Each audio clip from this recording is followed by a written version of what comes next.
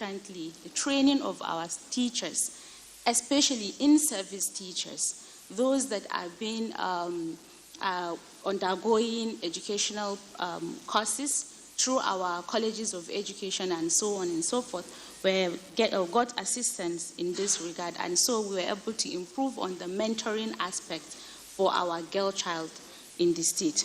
In the governance aspect, the state and federal education actually did very well in terms of planning capabilities. We saw an increase, significant increase actually, in the long-term mentoring and sustainable projects, such as enhancing our school-based management committees at the level of schools, because each school is supposed to have one, and we're able to enhance their capacities in that regard through trainings, capacity buildings, and then ensuring that they are taking up their responsibilities in terms of management of schools.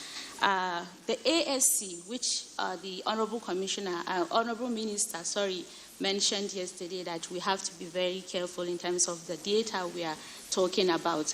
In this regard, actually, GIB 3 supported the states in ensuring that we have accurate data in our states, especially for Bauchi State. We're able to document our ASCs for the years that the project actually supported us. So we have up-to-date data. ASC's annual school census, so we're able to have that through the project. Success in terms of emergency response and resilience strategies. Bauchi State is one of these states that is quite safe in the northeast, and so we receive a lot of communities that are relocating from states where there are issues of insecurities and so on. So as a result of that, there is need for us to have conducive environment for those communities coming in and supporting the girls coming in to be integrated in our schools. And through that program, there was a lot of all those resilience, psychosocial supports that were given to the communities that actually came in. So as a result of that project, we're able to see tremendous achievement in terms of enrollment for the girl child, like I mentioned, enhancement in the mass education through integration of formal and non-formal education. I spoke about the mentorship, which we give to the in-service teachers, and many other issues in terms of governance, because we talk about transparency and accountability using the community structures to enhance on the management and governance part of it. And one key issue is that having realized those tremendous achievements in terms of increase in enrollment, there's a need to also broaden on the teacher, for instance, teachers' pupil ratio, classroom pupil ratio, because now we have more students in schools, more students for teachers to teach. And so it's one area that we would say it poses a challenge, because the project did not look at the infrastructure part of it. So we encourage for the enrollment, for the transition, for the completion, but we didn't look at the part for the infrastructure. So the government is actually doing a lot to ensure that we bridge that gap, we close that gap by creating more classrooms for the new for the new enrollments, and then to enable transition and completion, and ensuring that we are also complementing on the existing teachers, thereby having additional teachers, employment, training, and capacity building. So through many projects that we're doing, initiatives such as the Agile project, for instance, we have also recently the Global Partnership in Education. We have also, we have in the state also based the project. They are actually complementing on the existing tremendous achievement of the GIB project. Complementing on the formal and non-formal is best the project, which is actually also looking out at the enhancing access to education. And then the Girl Child project, Agile, is looking at how we can enhance the girl child enrollment, transition, and completion as well. Like I mentioned, the Global Partnership in Education is looking out at the governance part of it. at the state government level. We just concluded an education summit last year, and discussions were around the existing strategies, initiatives, and projects such as GAPE, and how the government will also complement efforts. We designed a roadmap, and we're implementing the roadmap. Thank you very much. Thank you very much. Yes, she deserves a round of applause. I think it's always important and very exciting to hear that when these projects are ongoing, the state government is also very mindful of the gap that will be created even whilst the project is still on. So yes, I hear you say, we've had as a program that gap where you start a project, laudable intervention, but then you do not foresee other attendant issues that will come as a result of the implementation of that project, increase in enrollment being one of them. I'll go to the Honorable Commissioner for Rivers State. First, let me say thank you to Rivers State. The reason why we're here in the room is because your state has graciously agreed to part fund this program, and so I think Rivers State deserves a round of applause. I hear in most southern states the complaint about donor-funded programs, whether in girl child education or other legacy education issues, going largely to the north. And I understand that a state like Rivers State is very committed to education. Of course, that's why you're supporting this. Would you like to share with us how the state is proactively, not just mobilizing resources to support education, but utilizing what it has internally to support the girl child education? Okay, thank you. My governor is very proactive. He has prioritized education in the state. We try to, for him, he works around with available resources to see how it can be applied and we achieve results. When we came in, we decided based on his plan for education.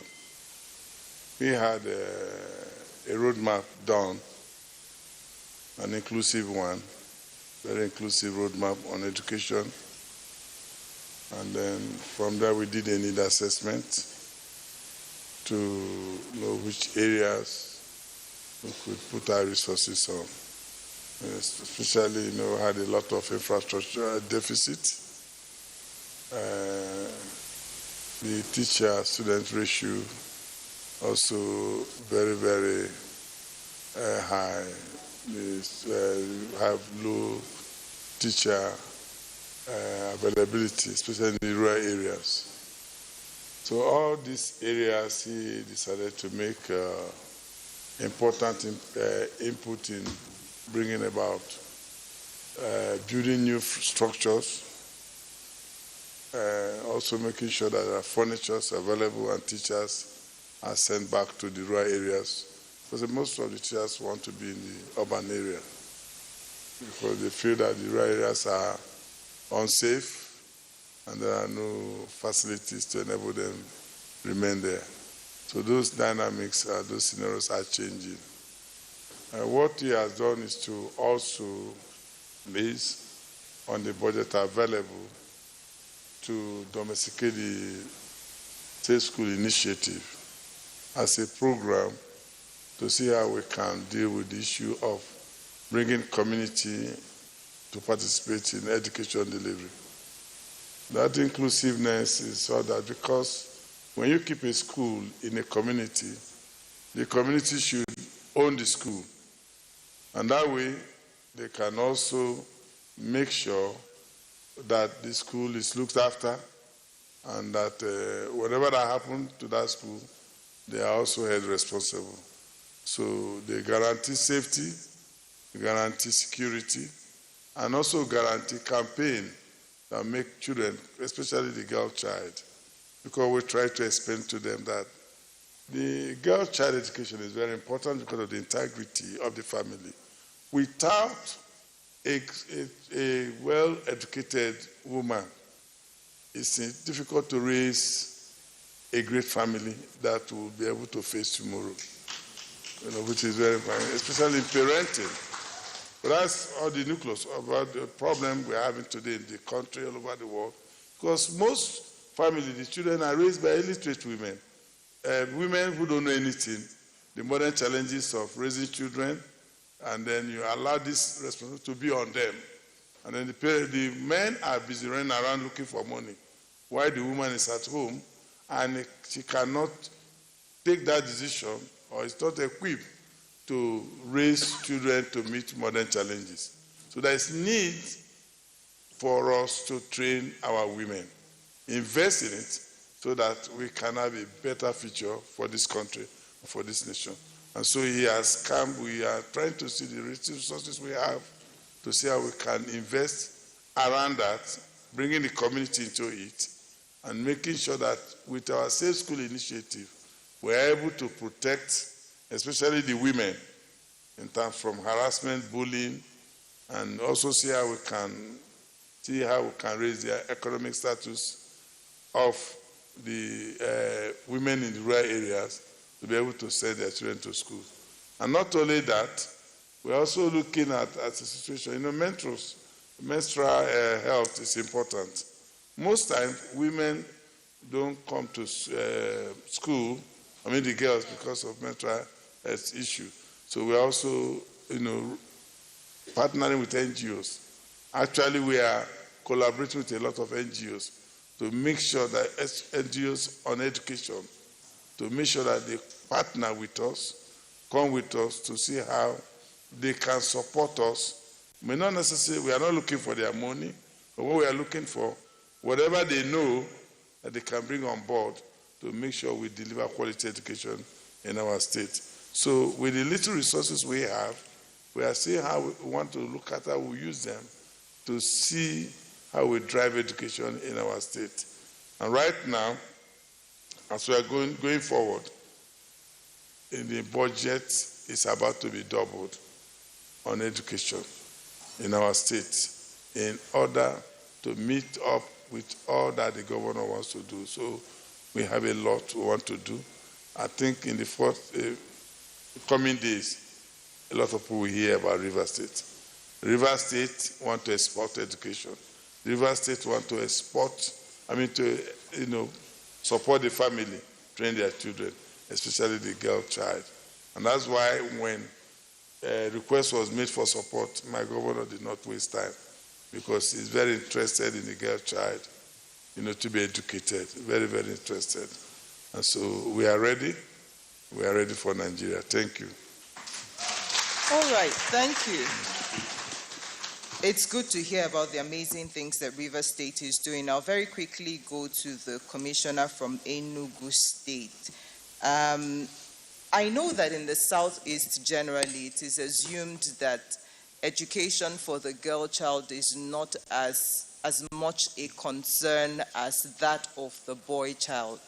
Of course, in the north, the stats says different. So you may not have as much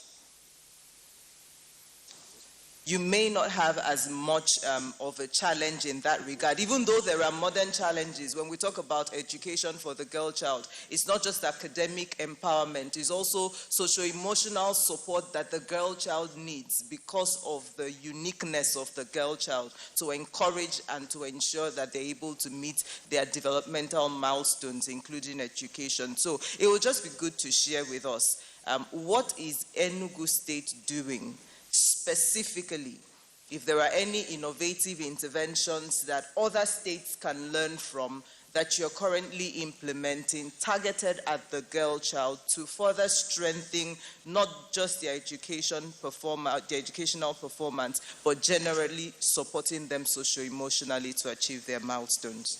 Thank you.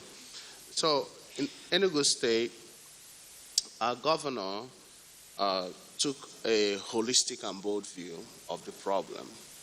Holistic in the sense that there was enormous research data, localized data for Enugu State to understand, what is our out of school problem, which is an MSG issue. But beyond that, what is the SDG issue when it comes to the quality of education that children who are actually in school receive, and how that quality of education delivery could ensure completion, could ensure economic empowerment after graduation, could ensure transition to senior secondary and tertiary in ways that continue to take into account gender inclusivity, but also disability inclusion and other issues. That and also research on the learning crisis, numeracy, literacy deficiencies. The intervention that Enugu State has embarked on is one that has prioritized education above all else. It's one that has seen the state dedicating 33% of its budget to education. It's one that has seen a bold embrace of a disruptive innovation using smart green schools as the model to deliver universal basic education. And this means, in effect, that Enugu State is implementing all of those national policies on education. The Beck Act from 2004, domesticated in 2005, required that states should disaggregate, that's what my colleague mentioned earlier. It meant that we had to move just 1 to 3 out of secondary schools and merge them with primary. But the UNICEF study have also shown that the greatest point of intervention for numeracy and literacy is the development of early childhood education. So the model for Enugu State is not a 9-year basic education, but a 12-year basic education that begins from nursery 1 to 3, primary 1 to 6, and just 1 to 3 in a inclusive, safe learning environment. And that is the Smart Green School. And what then enables us to meet all of those quality education deliveries are our experiential learning curriculum and pedagogy. It means that in every smart school you have 840 children, but 40 teachers who have to teach them across the basic education subject areas. So these are investments in skill development, entrepreneurial education, STEAM, right, basic numeracy and literacy, ensuring that you have wash facilities. Right. So, all right, thank you. I think I'd have to stop you. Unfortunately, the organizers have not done justice to this panel because we were given 30 minutes and it's not even 30 minutes yet. But I understand that there is need to move on very quickly to other things, and perhaps there are dignitaries in the room that would have to move to other assignments today. So I'll crave your indulgence that we have to end the panel at this time, respectfully. But just to commend what the various states represented here are doing, and hoping that there will be other platforms where we can share more knowledge about what we're doing and more collaboratively work together to enhance the successes from those various interventions. Thank you very much, and thank you to the audience. Thank you very much. Let's make it louder for the panel session. You can come. Is the photographer here, so you take a picture together? Thank you very much. We want to acknowledge the presence of the Governor of Kano State, His Excellency Abba Kabir Yusuf, ably represented by the Honorable Commissioner for Higher Education, Kano State, Dr. Yusuf Ibrahim Pofamata. You're welcome, sir. We are getting to the high point of today's event, which is the unveiling of the Girl Child Education Ambassadors and Girl Child Education Volunteer Advocates.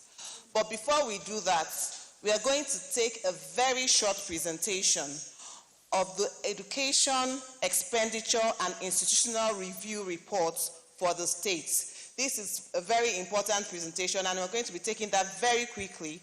Join me to welcome David Nabena, the IGR lead consultant from Nigeria Governors Forum, for this presentation. Your Excellencies, distinguished ladies and gentlemen, my time for this presentation has been significantly cut, so I'll just quickly run through the presentation. The reports are here for your use. First of all, I'd like to introduce a program that NGF kickstarted last year. It's called the Sector Expenditure and Institutional Reviews. Around this time last year, October, the purpose exactly is to link some of our public finance reforms to service delivery, particularly around education, agriculture, and healthcare. The purpose of the program as well is to introduce new evidence to support the work of dialogues like this, and obviously policy interventions by state governments. I had a long presentation, but I'll cut most of the slides. Data has already been provided showing the numbers around out-of-school children, but I think what's also important is the number of schools and the number of students enrolled at the early, junior, and primary school level. That's about 47 million in Nigeria. That's 5 times the population of Israel. Also want to highlight the link between education outcomes and poverty in Nigeria. 63% of Nigerians are considered multidimensionally poor, but amongst those who are out of school, 94% are multidimensionally poor. So if you are out of school, the likelihood that you'll be poor is as high as 94%. And we also know numbers from the World Bank. Nigeria is a resource-rich country. We also have a lot of arable land, but when we put that all together, it still falls short of the potentials of our human capital. So I think enough has been said on that, and there's enough evidence for that. What the ER answers are really 3 questions. How are budgets being made at the state level? How efficient are they? How are they linked with policy? Those are some of the questions that this report answers. We also look at the institutional arrangements and, of course, coordination between the 3 tiers of government, the federal, states, and local governments. Our priority for this report was really on actual, what state governments spent rather than what they said they would spend. So in some of the graphs, you would see the numbers reeled out. Those are 2022 figures based on what states have actually spent rather than what they say they would spend. And the reason for this is because budget performance is obviously a big issue in Nigeria. For education spending is around 70%. So that means if states say they would spend about 100 billion, they end up spending 70 eventually. And when we look at the numbers, it's about 1 trillion that all 36 states government spend. The average per state is 28 billion. But of course, there are huge variations. There are states that spend a lot more: Lagos, Rivers, Kaduna, and Jigawa. Most of them all rich states. Jigawa there, obviously, because they capture local government payments for primary school teachers in their budget. That's why they are amongst the top. But what we see, richer states spend more on education. So if we go to the next slide as well, we see some states really do well around budget performance. Nasarawa, Kwara, 100% budget performance. The average for states, I mentioned earlier, 70%. And how much do states budget for education? The average is around 12%. But we know some states that are doing above the UNESCO threshold. Jigawa, Borno, Nasarawa, they spend about 30% of their expenditure on education. And where do these monies go to? Recurrent versus capital. Capital takes about 30%, recurrent 70%. That means states are prioritizing salaries and bailouts, benefits for teachers, administration, and provision of learning materials for students. This isn't far-fetched given the limited fiscal headrooms, so states have to prioritize short-term needs versus long-term infrastructure needs. And which level of education do states fund most? tertiary education. States spend about 37% of their budgets on tertiary educations for state universities, polytechnics, and colleges. A few states spend a lot more on primary education. Borno, Bauchi, Jigawa, and Kebbi. I highlighted earlier why Jigawa is on that list, because it captures payments for salaries of its teachers at the primary level.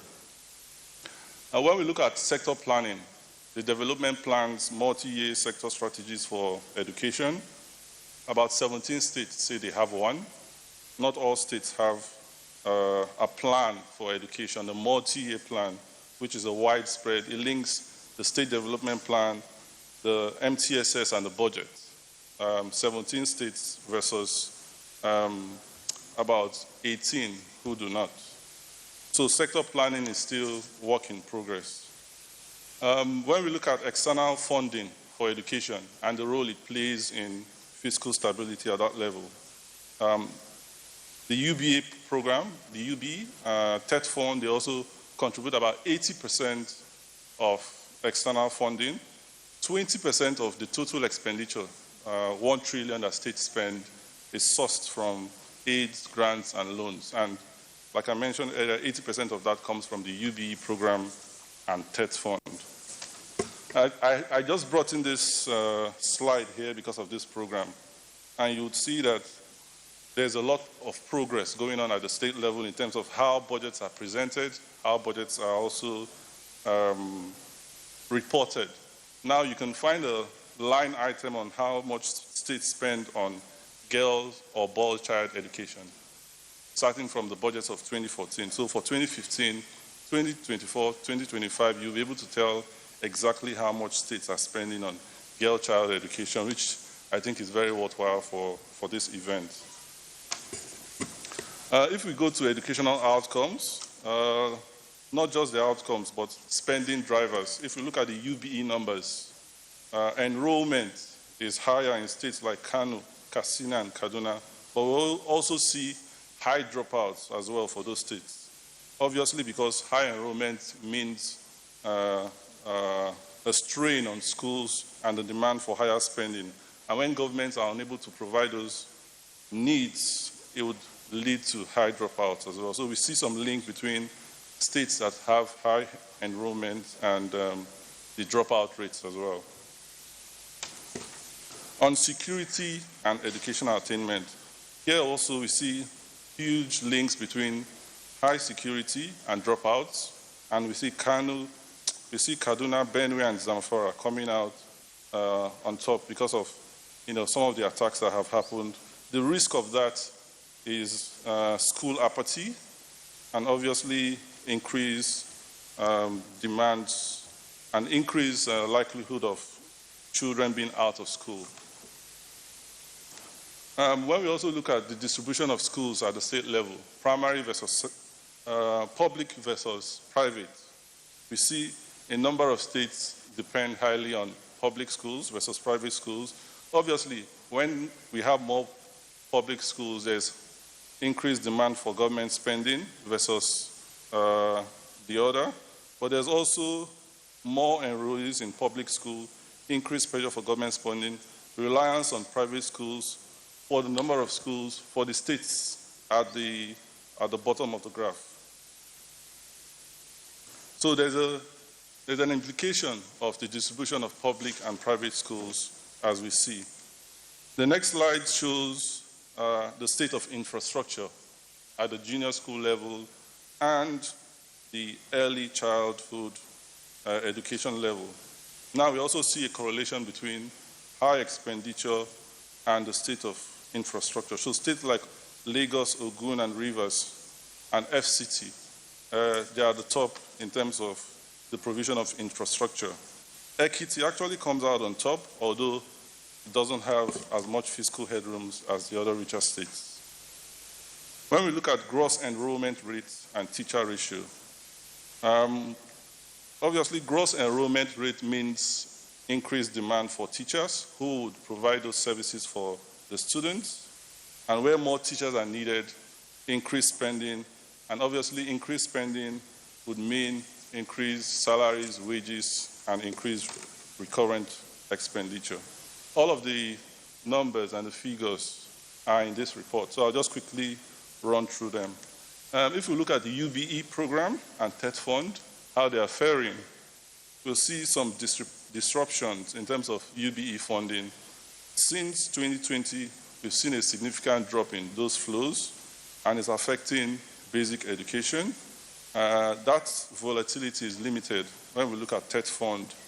And when we also look at the size of the portfolio of funding from UBE, about 660 billion versus TET fund that has raised up to 2.1 trillion.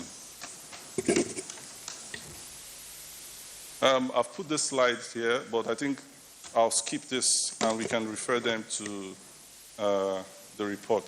Some key messages I think are useful before I close. I think what we found out from the report is the financing and management of basic education has been a multi-government role shared across the 3 tiers of government. The federal government funds through the UBE program, while states and local government funds through their budgets. But we see this financial interdependence is creating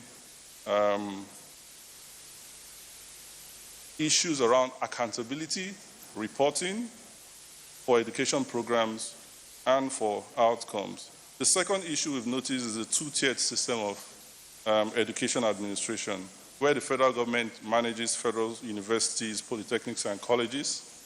States do so for institutions at that level. But we see that funding for education, allocation of resources, creates a system where the quality of education you get is based on where you live. So we see that as a major challenge, where there is differentiation in the quality of education based on what the governments are spending. Some key responses, this is the final slide, some key responses. One would be to improve budget implementation, which is really a no-brainer. And doing that alone means about 500 billion increase in education spending, policy-based resource allocation through a medium-term sector strategy, and development plan, of course. Equity and equality in education opportunities for all. So addressing issues around insecurity, including school attacks, high interstate migration, apathy of teachers to teach in rural areas. Those are some of the issues to resolve to help ensure equity and equality in education. Data-driven decision-making to build capacity of the ministries of education to prioritize activities based on impacts and outcomes. Then the last of all, local education governance. Given the autonomy given to local governments, they would need sufficient support to build their public financial management skills to ensure that they're able to use funds that they have to drive education outcomes at that level. Thank you very much.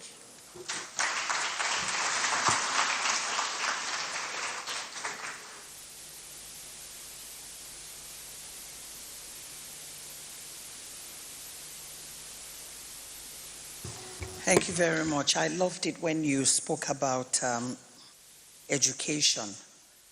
And I just wanted to say that when the President of the Federal Republic of Nigeria, His Excellency President Bola Ahmed Tinubu, announced that every disadvantaged, indigent Nigerian student will have access to education through NEL Fund, some of us were very happy.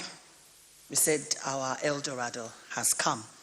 Indeed, we are grateful for the NEL Fund loan. Student Loan Initiative is established by the federal government to break the financial barriers in higher education.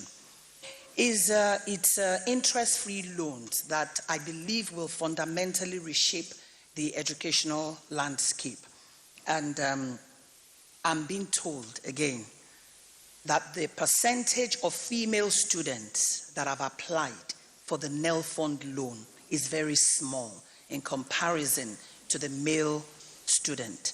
And it is an opportunity. Anytime I have an opportunity, I appeal to parents, I appeal to guardians to please ensure that your female students, girls, benefit from the NEL Fund loan.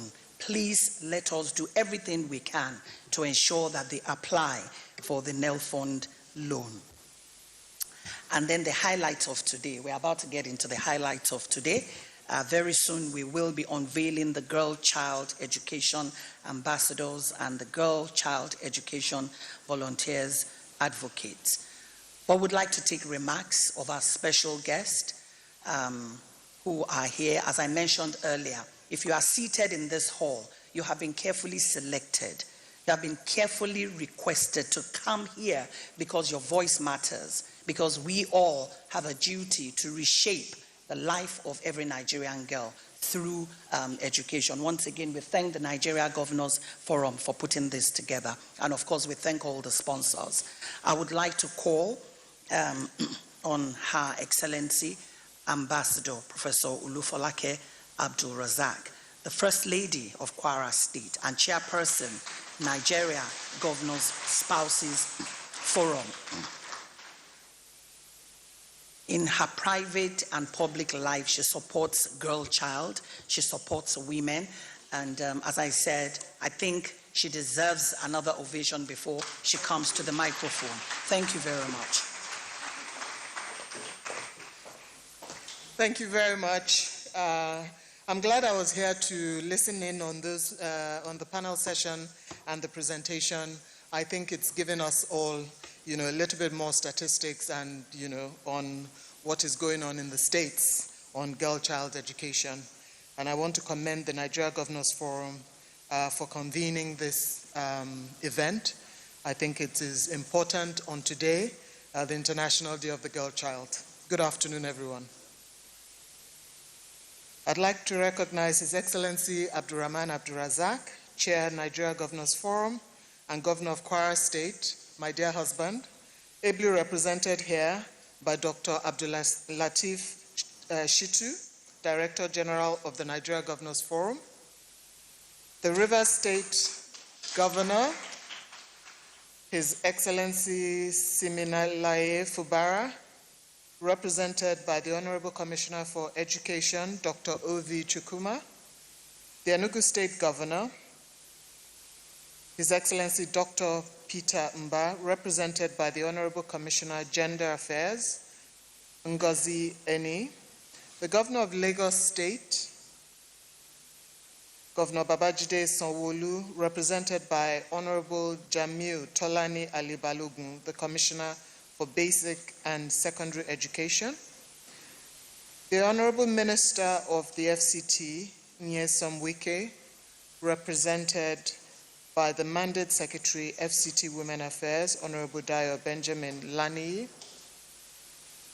the Honorable Minister of Women Affairs, Barrister Mrs. Uju Kennedy Ohaneye. I think I heard that the Kano State Governor is also being represented here today. Is it by the Commissioner for Education? I think I heard that. The Director General NYSC, represented by Mrs. Mercy Bamai, Deputy Director Community Development. All Commissioners of Education here present. I think I saw the Commissioner for Education, Kwara State. I'm being partial. Welcome. So today, I'm here just to give you a few remarks, and I'm very happy to share International Day of the Girl Child with you. It is indeed a great pleasure for me to be part of this international conference on girl child education in Nigeria. I commend the proprietary of this conference by the Nigeria Governors Forum, as today also marks the International Day of the Girl Child, and as such convening to chart courses that will improve their education and by extension their well-being and inclusivity is indeed laudable. The right of Nigeria's girl child to education, you will agree with me, is a matter of obligation and moral imperative, which drives to explicitly challenge bias and discrimination in the society and seeks to identify critical gender disparities and address the underlying factors that contribute to those disparities that mitigate against the right of the girl child to qualitative education. While there has been significant progress in improving girl child access to education over the years, many girls, particularly the most marginalized, continue to be deprived of this basic right. Today's conference, however, hinges us closer to achieving SDG 4 and also provides the platform to address systemic barriers that hinder the implementation of an effective education strategy without being region or state specific. Beyond basic education, however, targeted investments are required to improve the quality and effectiveness of technical, vocational education and training for adolescent girls and young women, as this provides girls with the skills and capabilities for decent work and therefore helps to ensure a smooth transition into employment and entrepreneurship. I think it was in the last panel where they spoke about skills acquisition programs and how maybe impactful they may be or not. I stand here to tell you that, the skills acquisition programs are quite impactful. We've brought about changes. The Nigeria Governor Spouses Forum, I'm sure you're aware that most of us, we do this to a lot of our girls. And we are very happy with the results. They don't come back to us to complain. Those that have gone out into bakery and confectionery, makeup and makeover, drone precision farming, and all these other things that we've trained them in are actually making a good living from this endeavors. And we're very happy with the results. It is in this regard that I commend the Nigeria Governors Forum and all partners involved in putting together this very remarkable event to recommit to promoting the right of the Nigerian girl to education and supporting ventures that engenders equality for an all-inclusive and sustainable development. Excellencies, distinguished guests, our shared commitment to prioritizing strong and continued investments in girls at all levels of the education system, as displayed at this conference, should be sustained, as promoting the realization of girls' right to safe, inclusive, and gender-responsive education is essential to future prosperity, gender equality, and to put an end to the intergenerational cycle of poverty. When effectively supported during their adolescent years, you will agree with me that girls have the potential to change the world, both as the empowered girls of today and as tomorrow's workers, mothers, entrepreneurs, mentors, household heads, as well as political leaders. Because I think it was, something that I heard here about how we must make sure that girls know that they can aspire to anything. It's not right when, we have gender-specific, courses for the different sexes. It's important that in the 21st century, they must know that they can strive to become anything that they want to be. So we want to see a lot more political leaders. I'm coming from New York, from the United Nations General Assembly in the last 1 week or so. And we saw, I don't know if you all followed it, whereby only 9 speakers of the over 100 speakers at the UNGA were female. I mean, this just shows you that, we really need to work harder in making female leaders. And yesterday at an event, I met the female former president of Kosovo, the first female president of Kosovo. And she told me that in 2011, during their own UNGA, there were 19 women leaders who spoke. So, we must not see a downward trend. So from 19 in 2011 to 9 in 2024, we're not happy about that at all. So I'm very happy at today's conference, and may we see Nigerian leaders go to represent us very soon. It may interest you to know that more than 60% of the out-of-school children in Nigeria are girls.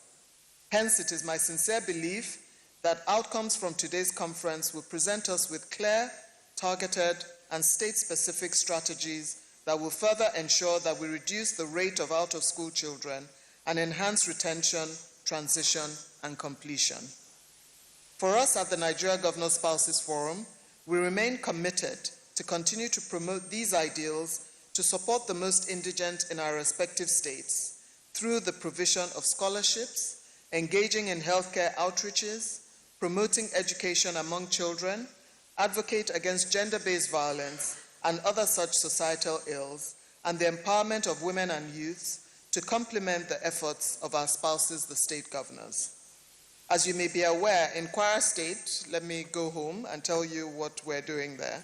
Education stands as one of the main priorities of the state government under the leadership of His Excellency Malam Abdurrahman Abdurazak, and through the Leading Education Achievement and Reform Now, Kwara Learn initiative of the government, it has redefined education and learning in the state while also engendering women and youth inclusivity in governance.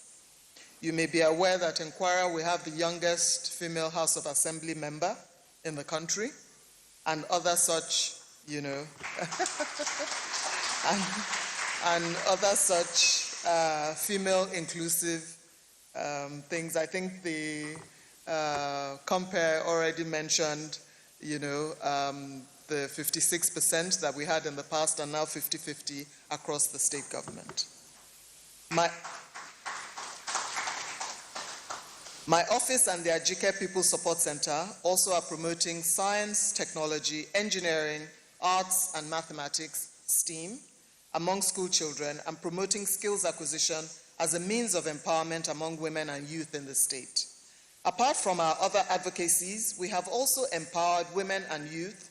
We also provide incentives like sandals, school bags, and other schooling materials to endear children, particularly girls, to enrolling and staying in school. You don't know what it is when a child has sandals. Some children will stay away from school because they don't have sandals or bags, because they're laughed at in school. So when you provide these things, it really helps. Another thing I'm going to mention here is what we do when we talk about female hygiene products as well.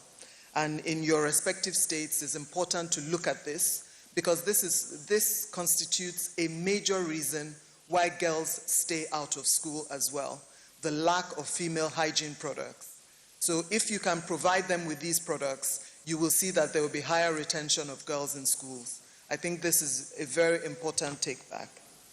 Going forward, I enjoin all stakeholders on continued support as investment in the education of the girl child upholds their rights today and promises a more equitable and prosperous future, one in which half of humanity is an equal partner in solving the problems of our world. Together, let's continue to work to empower communities and raise awareness to protect the rights of girls by supporting initiatives such as this and engaging in dialogue to create a future where every girl can be safe, can learn, can thrive, and determine their own future. Let's stand united, championing equality, safeguarding childhoods, and ensuring that every girl potential is nurtured. On this note, I want to thank all the he for she's that stand with all the girls on my own part.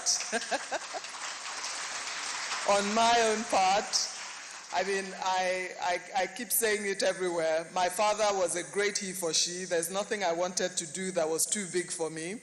And that was why I have all the degrees that I have. For those of you that know, I have several degrees, and he encouraged me to stay in school. And along came my husband, another gender-friendly man, who continued along that line, and there's nothing I want to do that is too big or that he would say, no, I don't think you should do that. He continues to encourage me. So we want to thank the he for she's that continue to encourage every girl and every woman to thrive. Thank you very much.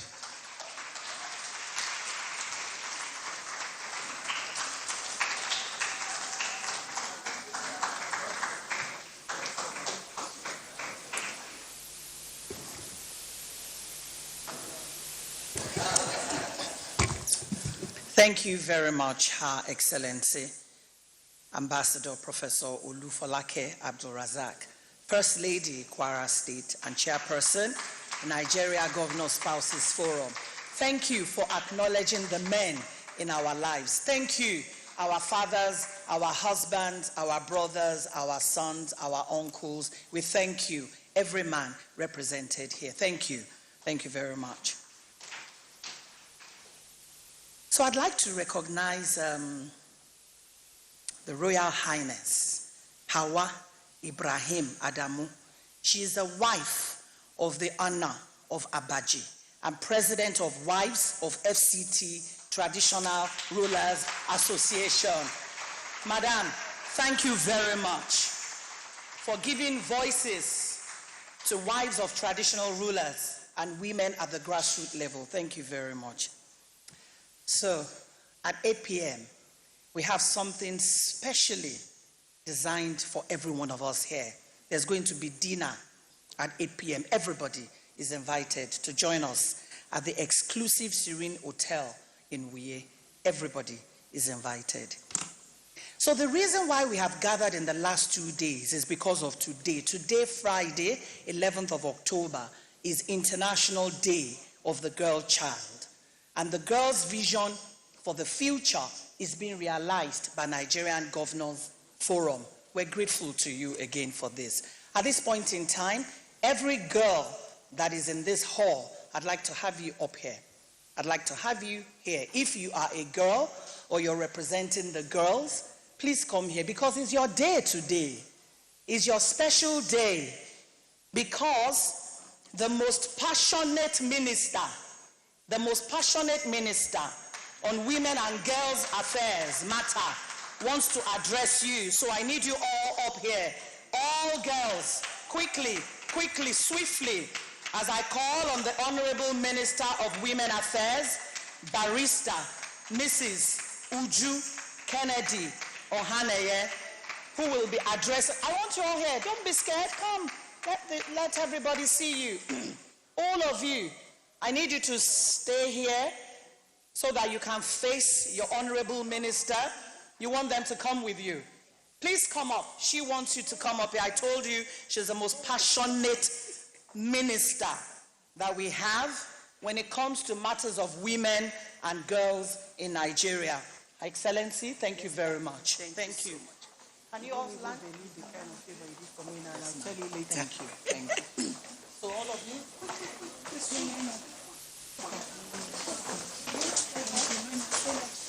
don't stay far away from me. Did you hear me? Stay around. Where is that tiny baby? Baby, come and shake me. See where the camera can get you. Dignity. No, the ones that are shorter should go to the fore. Baby, come this side. Come this side. The tall ones are here. My dear, she can't cover them. Yeah. Okay, yeah, the stand now. Okay, the stand. Okay. Eh?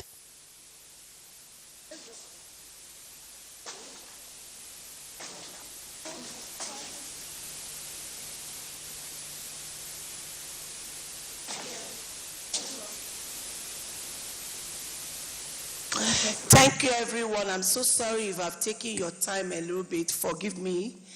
I know you will say she's always saying, forgive me. I will continue saying, forgive me. Thank you. Her Excellency, the First Lady of Kwara State, the DG of Governors Forum, I hereby plead to stand on the existing protocols. Please. Thank you, everyone. My children, I salute all of you. I greet you. I'm so glad you're here. Thank you, the First Lady. Thank you to the Governor of Kwara State. Thank you to Governors Forum. I don't know how to express how I feel concerning what they have done for women and children. Because we talk about out-of-school children, girls that are not being educated. But there's one particular reason why it's not happening. I'm sure if you note, You can't find any rich man, the child or the girl child is not in school. Or any parents rich that their child marry early, the early marriages, all the issues we have concerning these innocent young babies is because of poverty. So that's why I have been hammering. We find a way to empower their mothers, give them voices, and most of these issues will be settled. I am not the kind that I talk and I stand and wait. There is no time. People have suffered more than enough. And maybe not, Nigeria may not have the opportunity we have right now, where for the first time we have a president who supports even the stubborn ones to pursue the rights of others. He will support you. Where we have a governors forum chairman who equally is so passionate about how Nigeria will become the best. You know, the wife who is equally the chairperson of governors' spouses is equally very passionate. I don't think we can miss this opportunity. I'm sure Nigerians are listening to me. Are we here? It's a great opportunity. I keep saying it. If not, somebody like me would have been in Kirikiri by now. Because I too, they do. They will just carry me, bundle me, wrap me up, and throw me. They won't even allow you to know that I'm there. I'll just stay there and rot for nothing. So I thank God for everything.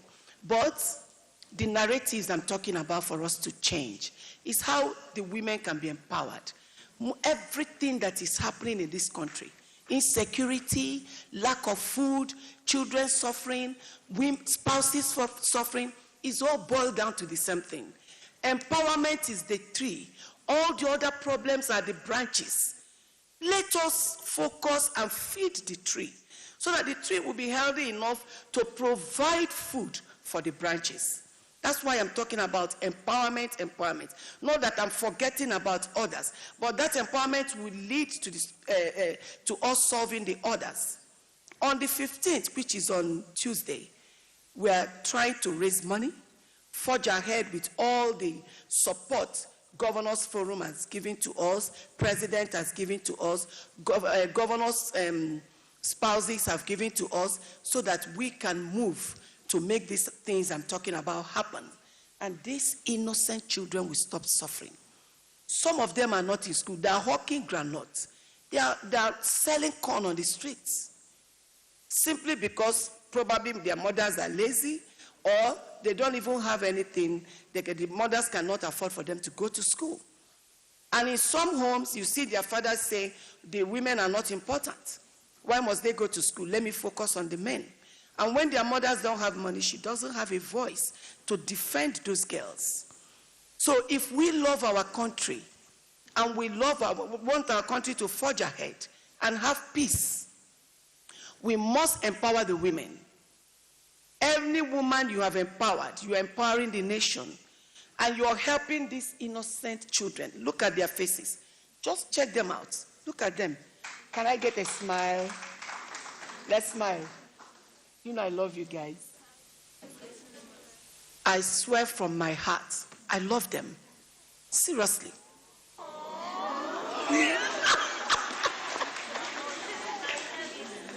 And I'm ready to fight for them. That's why I'm fighting for their mothers to be empowered.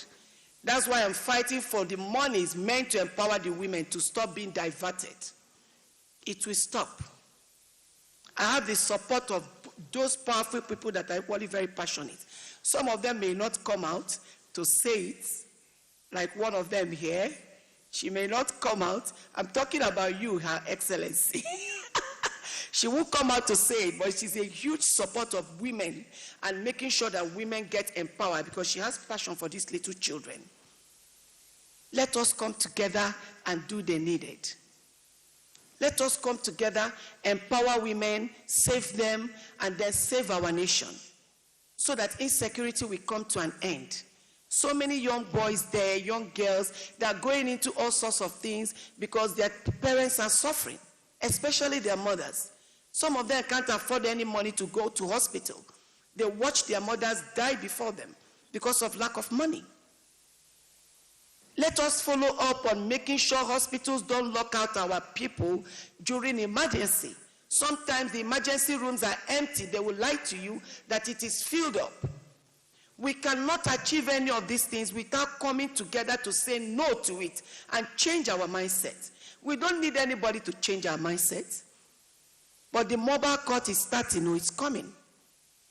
Please, if you think you can't change your mindset, mobile court will use that hammer they hit on the table. Hit it on your head, and your mindset, your mind will change and reset automatically. Because not changing your mindset is cunningness, mischief, and wickedness. Because those men being pedophiles and all sorts of things, they know what they're doing. They won't allow somebody to do it to their children. So you can't tell me his mindset. We should stop lying to ourselves. Come and focus and do the needed and put an end to the problems of Nigerians. It's only we that can save ourselves. But when somebody is trying to talk and some few people will start saying, simply because you're not benefiting enough or she's blocking where you're benefiting, you condemn that person. Condemn me. If I come for you to vote for me tomorrow, don't vote for me if you're not satisfied with how I behave. And if I lose the election any time in future, I will go home happily. I won't complain. For me to ever be elected, I want to be elected on merit. If not, let me go home. I don't mind, really. But this time I have this opportunity. Nobody can take it away from me. I must focus and achieve something tangible that will last.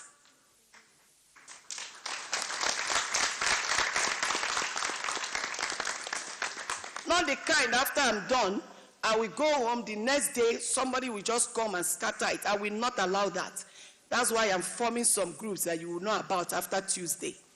Those groups will continue fighting and standing where I'm standing until I'm old and I'm dead. It will stop. That's why I'm calling anything you want to do for women, let it be for women, Nigerian women affairs, not ministry. I know I'm working for the ministry, but I know what I'm saying, and some of you know what I'm saying. Let us help Nigerian women, not Ministry of Women Affairs, so that nobody can tamper with what belongs to women. Because from now on, you tamper with what belongs to women or you divert it, we will carry the mobile court and pursue you everywhere until we get you. Sorry, I always talk like this, but the level, the ground, no level at all. We must have to level the ground. I love all of you. If you will believe me. Thank you, everyone. My children, what can I do for you? What can I want to protect you. Because when I start picking the children that are hawking on the street, don't call me bad name. No, though I won't care much, don't call me bad name. I want to use picking those children to be able to assess their parents, their mothers, so that I can help them. If I don't do that, the monies for helping the poor will continue going to the rich, which has been the problem we have here. I will pick them. After 15th, I'll start picking children on the street, beggars. I will pick all of them. I know where to calm them, feed them, and their mothers come. When they come, I will empower them, take their data, that if I catch them again, another thing will be a story. I beg all of you, please. Let us all come together and do same. You see where they're hawking, let me know. Send message to the Ministry of Women Affairs. Thank you, everyone. Let's empower them, the right people, so that we'll solve our problems. Thank you, everyone. Thank you, If you're happy and you know, clap your hands. If you're happy and you know, clap your hands. If you're happy and you know, and you really want to show, if you're happy and you know, clap your hands. Say Tinubu, Tinubu, jump up, jump up, jump up. Now we're jumping. See, an old woman is jumping. Thank you, everyone. Love you all.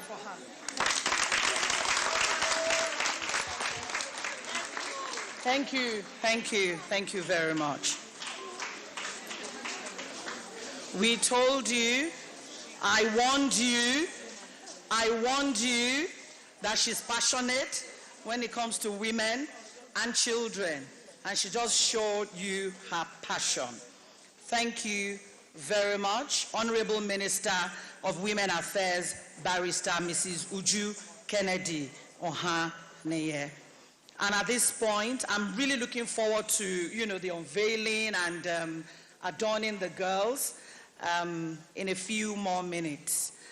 I'd like to call on His Excellency, Chief Barrister Nyesom Wike, Honorable Minister FCT, who is ably represented by Mandate Secretary, Women Affairs FCT, Honorable Dayo Benjamin Laniyi.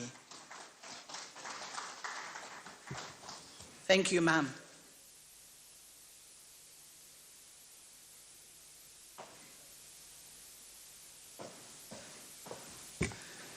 Thank you very much. Please celebrate and let's appreciate Toro Kewale, voice of the woman radio. And everything that she represents is a celebration. She is celebrating how many years now? And that big event was an event that celebrated not just women, but the voice of women. And not just the voice of women, but the voice of women, girl, child, and every institutional framework that empowers women in the place of being heard, but more importantly, in the place of being heard with impact. Once again, we thank everyone, Tom, and everyone who makes the voice of women heard, and now the voice of the Nigerian Governors Forum. Today is truly a significant celebration, not just of what is happening now, but the future, as T.Y. Bello put it in her song, brought into the now. The now is not just a time, the now is a you and me. My name is Dr. Adedayo Benjamin Lani. It is my privilege to stand here today representing His Excellency, the foremost minister of the Federal Capital Territory and the foremost minister of the Renewed Hope Agenda of His Excellency, Mr. President. And I say that because what I am is the first Pioneer Mandate Secretary for Women Affairs in 48 years of the existence of the Federal Capital Territory. Now, it was a deliberate pivot and one that articulated the Renewed Hope Agenda from a place of campaign to a place of activation, giving Her Excellency the First Lady's Renewed Hope Advocacy and Initiative a place of engagement and enactment. The FCT is 884 communities, 62 local government wards, 17 tribal chiefdoms, 6 area councils. It has an architecture which today, represented by Her Royal Highness, Hawa Yunisa Ibrahim, the wife of the paramount ruler of the FCT, the owner of Abuja. Today I want to properly celebrate you and appreciate your being here. Thank you very much, ma'am. But I'm giving you these numbers ahead of my stating the protocols because that is the protocol that brought me here. Thank you and happy International Girl Child Day to everyone here. Celebrate someone next to you who is a mother of a girl one day, who became a woman one day, and a mother eventually that gave birth to who you are. Celebrate the girl child next to you, please. Thank you. And for all you girl children, you say where there's girl power, there is superpower. I celebrate you as a superpower force. Oh, you love it. Say, I am superpower. And you're not just superpower, you are international. Say, I'm international. Yes, you are. Today, I'd like to very properly, once again, acknowledge His Excellency, the chairman of the Governors Forum, here today, of course, represented by none other, the DG of the Nigeria Governors Forum, Dr. Abdul Latif Shitu. We appreciate very much, sir, the invitation and the opportunity here. But His Excellency, the Executive Governor and Chairperson, the Chairman, Abdurrahman Abdurazak, couldn't have chosen a better woman to have married and to carry the expression of his distinction. Please help me appreciate Chairperson of the Nigerian Governors Wives Forum. She's a professor in her estate as a First Lady. She was also ambassador to the United Kingdom. She's a woman of letters, humane psychology, but her impact is in driving the force and advocacy of women in leadership. Yes, Her Excellency, Ambassador Professor Olufola Abdurazak, thank you very much once again for this distinct platform. I'd also like to appreciate my own minister. You've listened to her, and like she said, her business is not about being a minister. It's not about the Ministry of Women Affairs. It's about Nigerian women and every affair of the Nigerian woman. I celebrate and appreciate Her Excellency, the Barrister Uju Kennedy Ohaneye. And she's here today. She has a very special personality escorting her, her son, Ike. I celebrate you, letting you know that inclusion is part of our expression when it comes to celebrating the girl child. We also celebrate the boy child. All commissioners here present, and as many as are representing their excellencies, executive governors, I welcome you.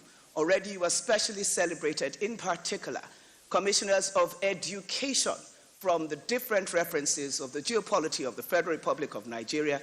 We welcome you, we thank you for your strategic interventions when it comes to domesticating the policy of our national education and international curriculum for the Federal Republic of Nigeria.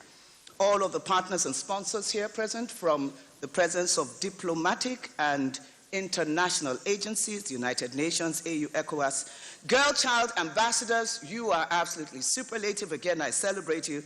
Distinguished guests, gentlemen of the press, on behalf of the Federal Capital Territory, we welcome you to a capital of capital projects, where the foremost project of women as a project is a statement that is recapitalizing our base and our impact.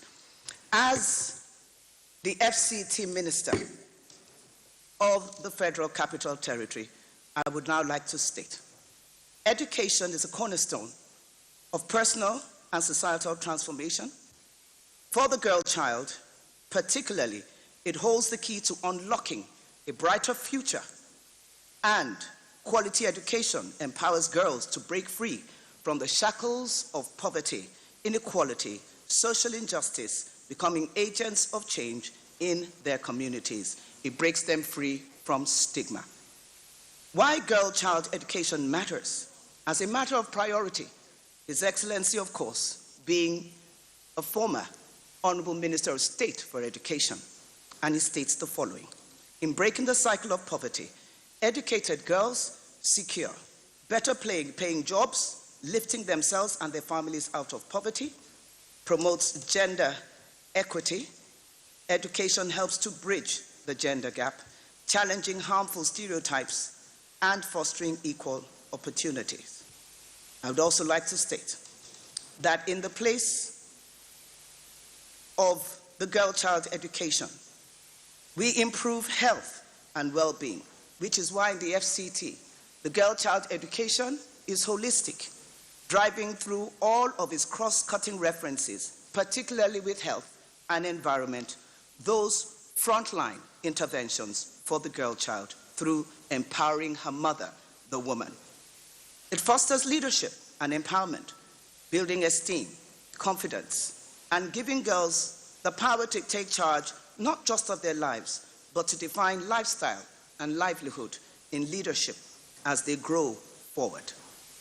It also enhances economic growth by giving a mentality for economic prosperity, catching them young.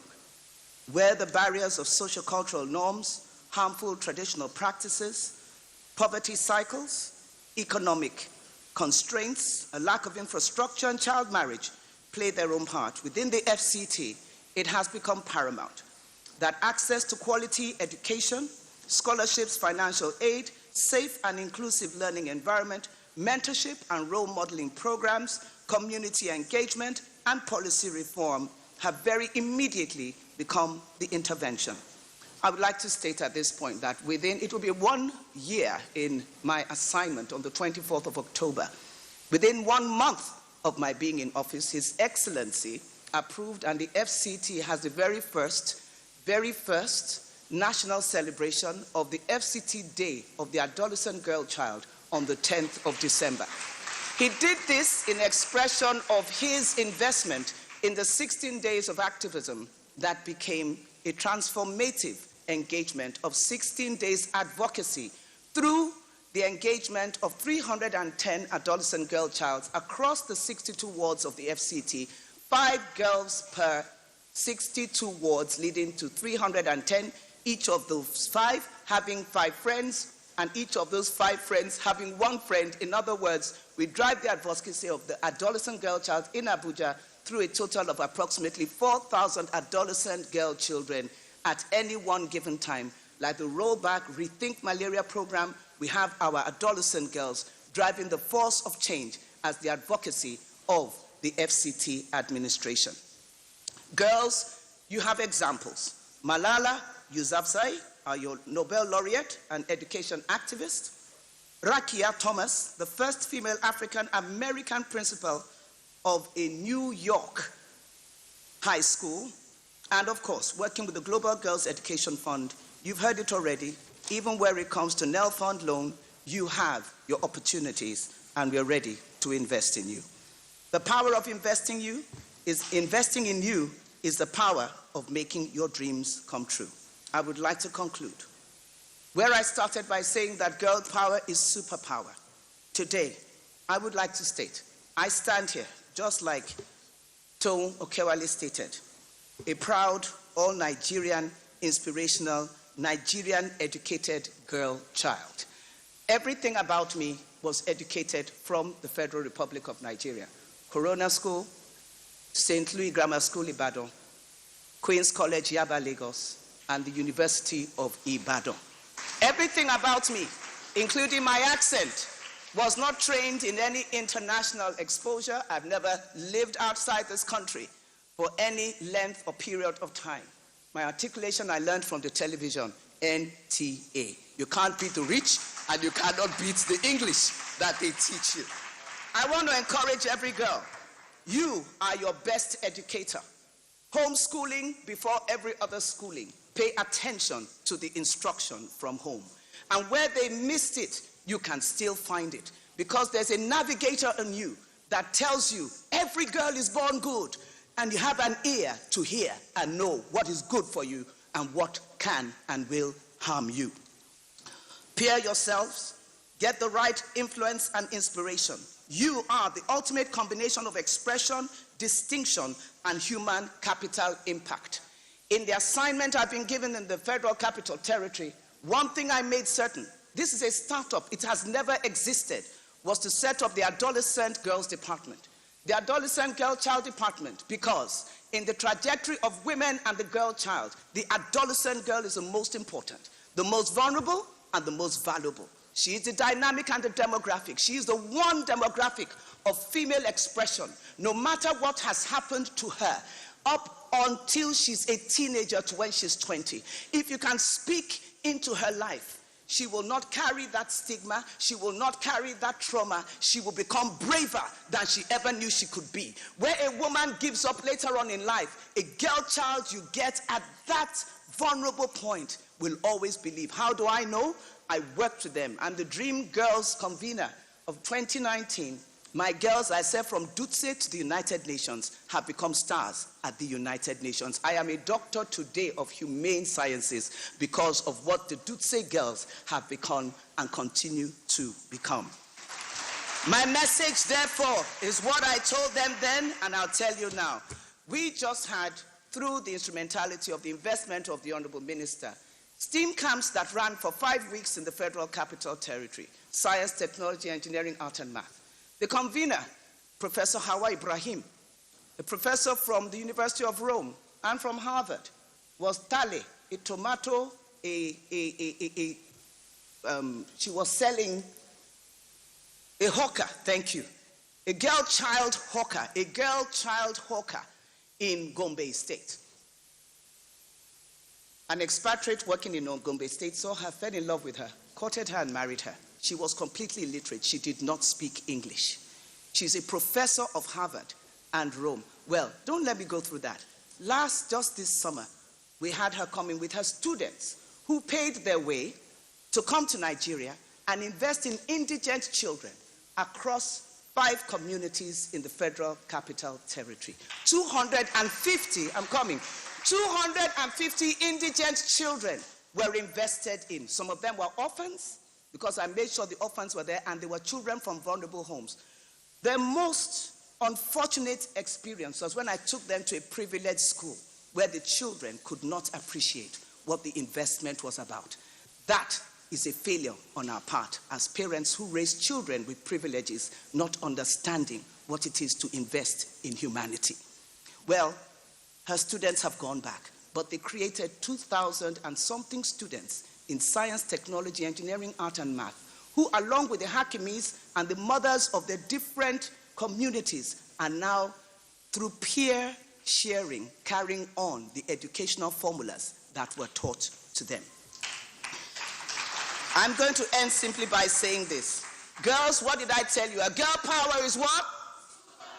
So as girls, you are a gift, number one. Number two, you are inspirational. Number three, you represent the future, F. And T, when it comes to you, you are the testament of our personal truth.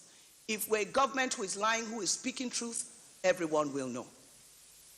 Finally, super. You are super. You're special, and you are superlative. You are you, unique, because there's no one like you.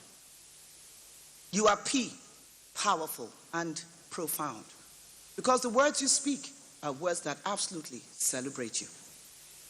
You are E, not just our expression, but you are exceptional. And everything about you, even if nobody accepts you, never forget this, that's who you are. You are born exceptional. And finally, P, you're precious and you are perfect. Doesn't matter your color, your age, your stage. Everything about you is distinct about you. Her Excellency, the First Lady of the Federal Republic of Nigeria, finds you so special that she has set up what is called the Alternative Girl Child School Curriculum just for you, working with the Universal Basic Education to set up in every state, and including the FCT, a program. If you missed it, we're going to bring it to you, or someone around you who missed it too. On behalf of the Federal Capital Territory, His Excellency, the Honorable Minister, Mr. Project, Barrister Nyesom Wike, and our mandate team, I'd like to tell you, as we say it by the force of the Women Affairs Secretariat, we are ready. Thank you. Women Affairs Secretariat, you are still sitting down.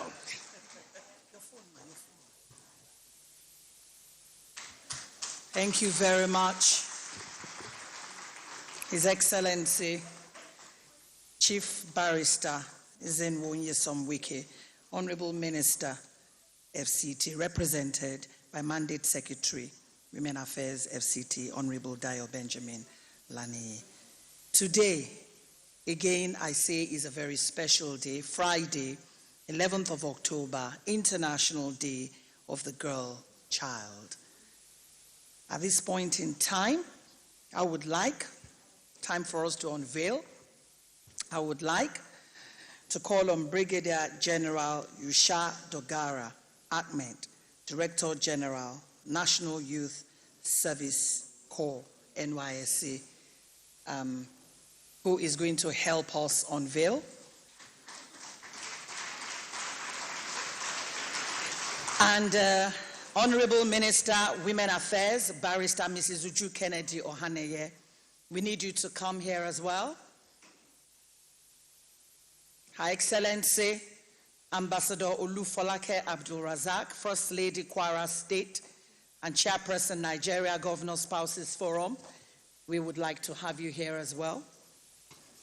And Mandate Secretary, Women Affairs, FCT, Honorable Dio Benjamin Lani, we want you here. Honorable Minister, Women Affairs, you're going to adorn the First Lady of Kwara State.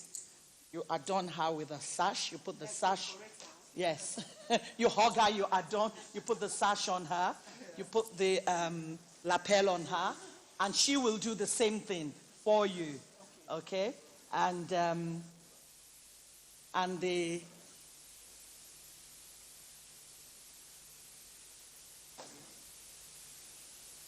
with the lapel.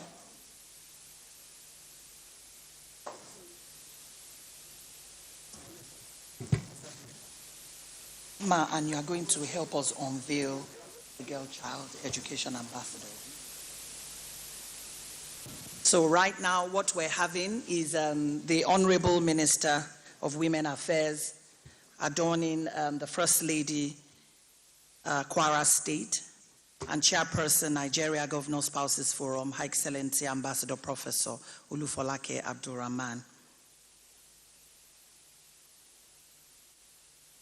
With the sash and the I lapel. hereby decorate her. Let me use the English that I'm very sure of. Sorry. I hereby decorate her. Thank you.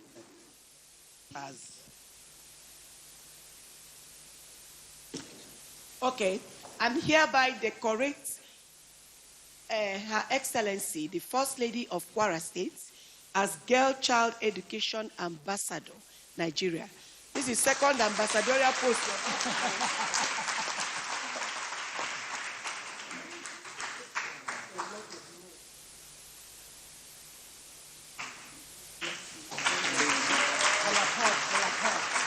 I did that with a lot of love.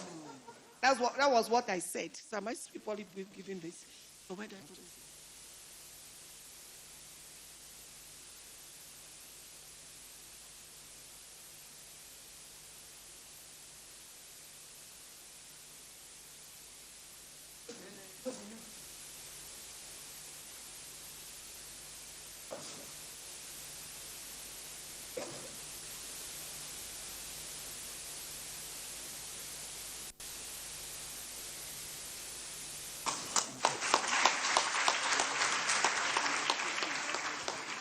And now we have Her Excellency Ambassador Olufolake Abdulrazak, as you will put the sash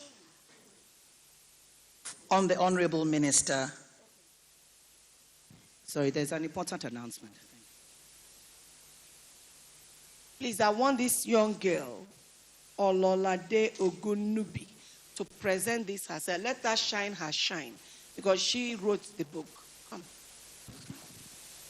Okay, this is the Girl Child Education Ambassador Guidebook, so we'll be giving it to you. Ololade, thank you very much for putting this together. Thank you. Thank you very much for doing this. Honorable Minister, thank you for shining her light. Thank you. And now we call on the First Lady Kwara State and Chairperson Nigeria Governor Spouses Forum, Her Excellency Ambassador Professor Olufolake Abdulrazak, to now put the sash on the Honorable Minister of Women Affairs, and then you also use the lapel on her. Thank you. Thank you very much. So I hereby also decorate the Honorable Minister of Women Affairs, Barrister Uju Kennedy Ohane, with this sash and confer on her Ambassador of the Girl Child Education, Nigeria.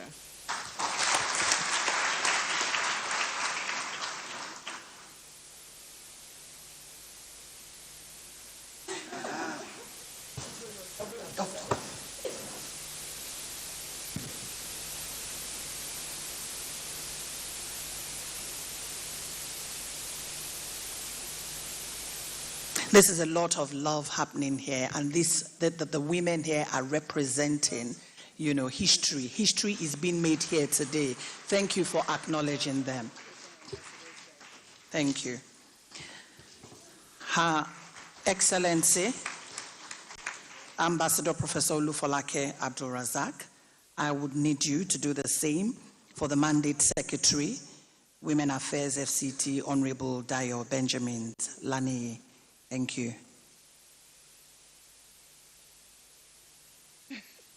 Mandate Secretary FCT, I'm honored to hereby adorn you with the sash. I think she likes the word adorn, so let's use adorn for her. Adorn you with the Girl Child Education Ambassadorial Sash. Congratulations.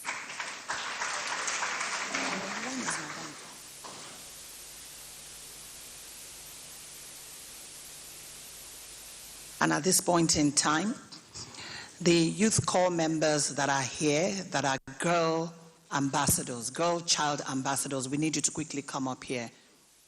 Only those who are girl child ambassadors. Please be swift. Be swift. This is a beautiful opportunity for you all to be sharing the same stage. history, as I said, is being made here today. This conference is just the beginning of, and our three, Ololade, well done. She wrote the book. She wrote that book, Girl Child. Thank you very much.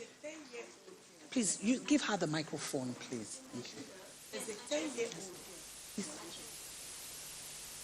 Okay, she did. Yes, she's there. Ashezi, right? Ashezi, we need you up here. Quick, Ashezi. Where are you? Where is Ashezi? Because it's your day today. All the girls, it is your day today. Can somebody call her? Ashezi, can you run? Quick. Thank you. No, ma, because you're going to help us adorn them. Did you want to see? Okay. All right. So at this point in time, our His Excellency Ambassador Olu Folake Abdul Razak, the Honorable Minister, and the Mandate Secretary.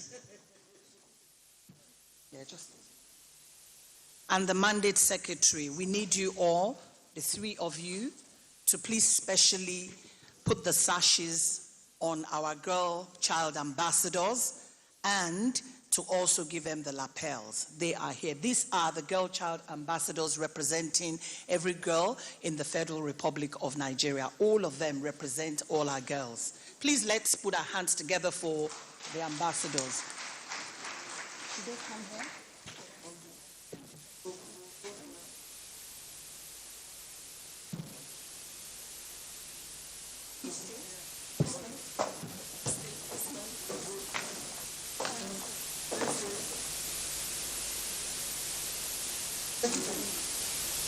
Rivers State.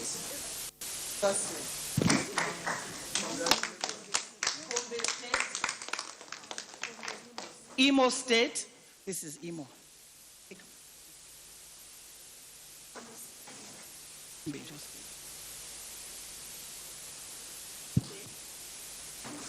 Ma, take Gombe. Come and do Gombe. Delta State. Cross River.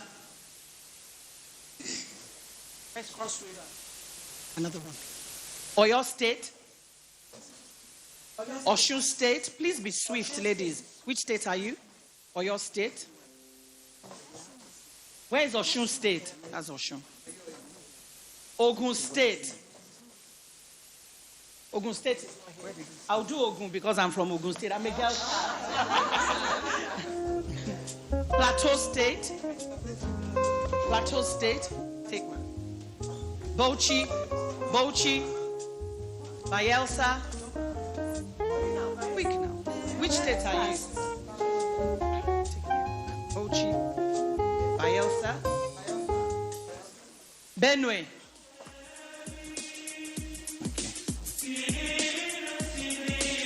Benue. Borno. Borno is not here. Kogi. Borno. Ekiti State. Edo State. Ebonyi State. Ebonyi, Enugu. Ebonyi State. Not here. Enugu State. Borno State. Ogun State. Not here. Zamfara. Where are you?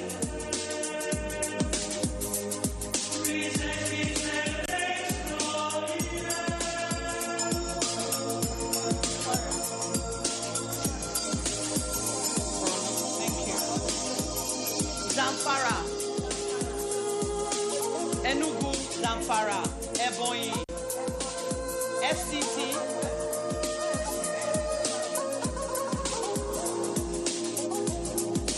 Borno,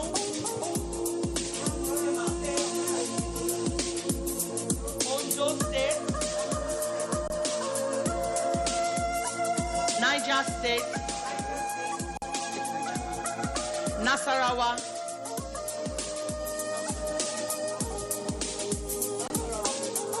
Yobe, Lagos State,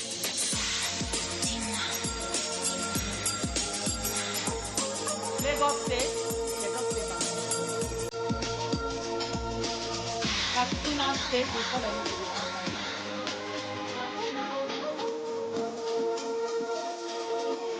Anambra, Anambra,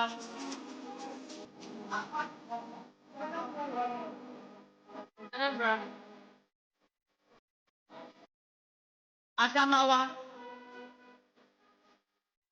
Adamawa, Abia, Jigawa, Sokoto, Sokoto, Taraba, Kebbi, Kaduna, Kebbi, Kwara State, Kebbi. Oh, stay behind, madam. There. Kaduna.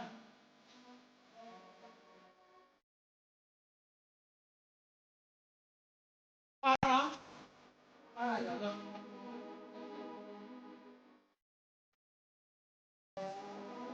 Cross River.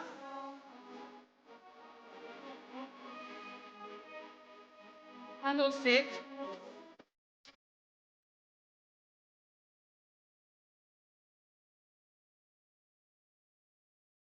Are we done? Ogun State. Hey.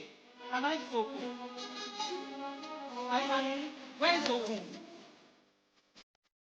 And Lagos. Don't Lagos. Ogun. I'll call you all over again. Ogun State. Borno State. Sokoto. Anambra. Abia. Adamawa. Taraba. Zamfara. Enugu. Where are you? Ebonyi. Okay.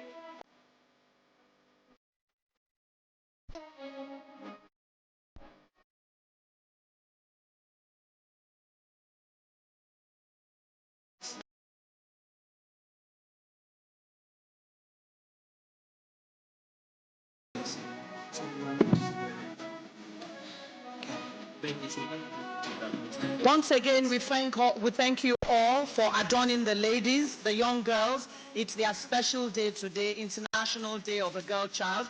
We would like to have you take a lovely photograph with our First Lady and the Honorable Commissioner for, Honorable Minister and the Mandate Secretary. Would like you to take photographs with them.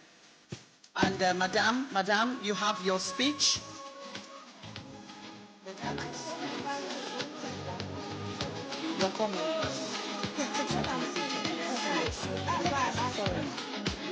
And the Brigadier General Yusha Dogara of NYSC.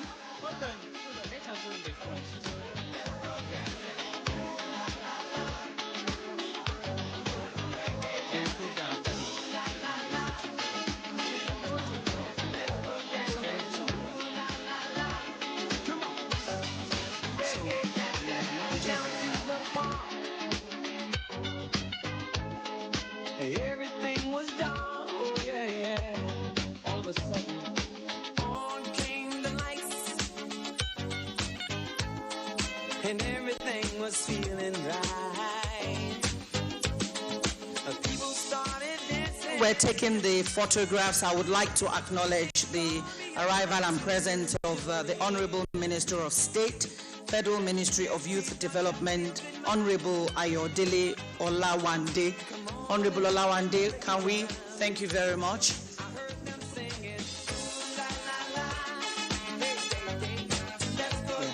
The DG, Alhaji Shitu, we need you to come up here. Alhaji Shitu, please join us in the photo session.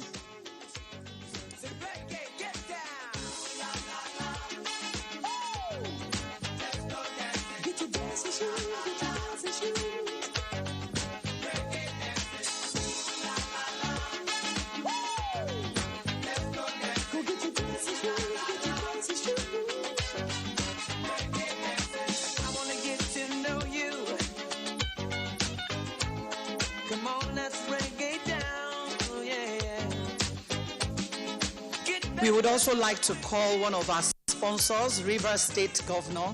Thank you very much. Please join us. Kano, please join us. Lagos State, please join us. And Enugu, please join us for the photo session. Thank you very much. Wando Foundation. This is a time that we need you here.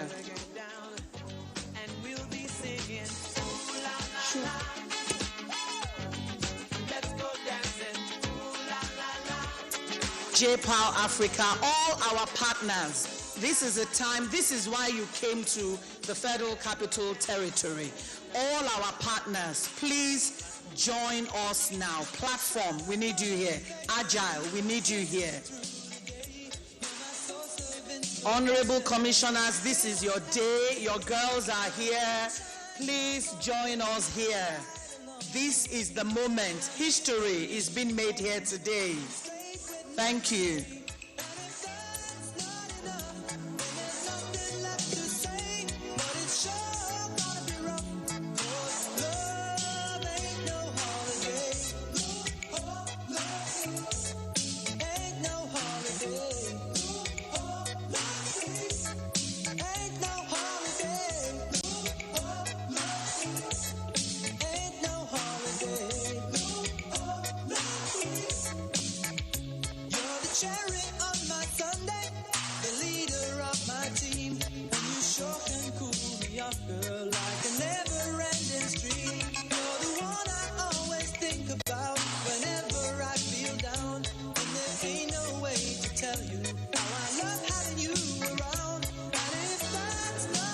This is a beautiful moment for us. It's a beautiful moment for every Nigerian girl child.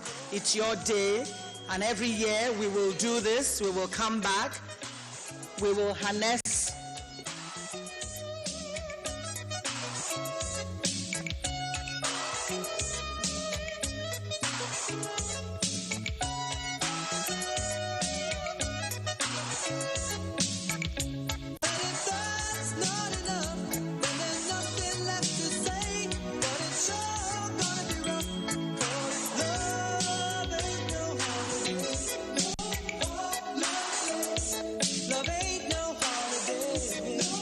So we would still have to take these photographs in batches.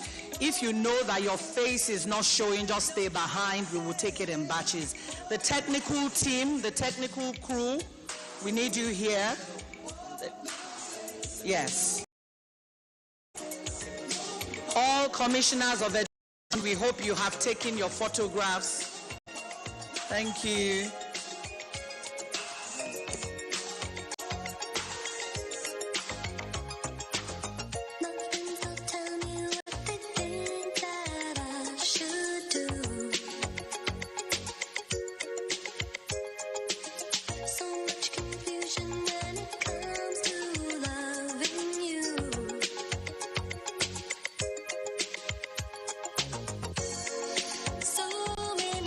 Once you have taken your shot or photograph, can you go back to your seat?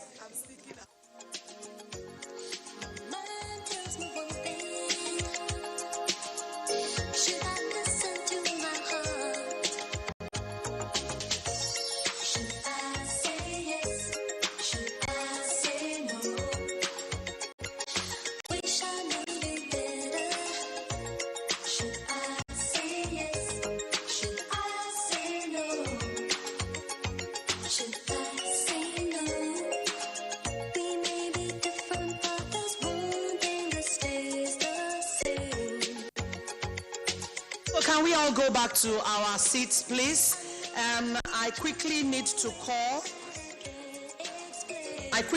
call on Brigadier General Yusha Dogara Ahmed, Director General, National Youth Service Corps, NYSC, ably represented by the Deputy Director, Community Development Service, Mrs. Mercy Bamai, for your message, because today is a special day for you.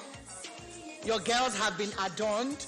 They're representing every girl child in Nigeria, and we would like to have your comments. Thank you very much, ma. Can we go back to our seats as we take the last message?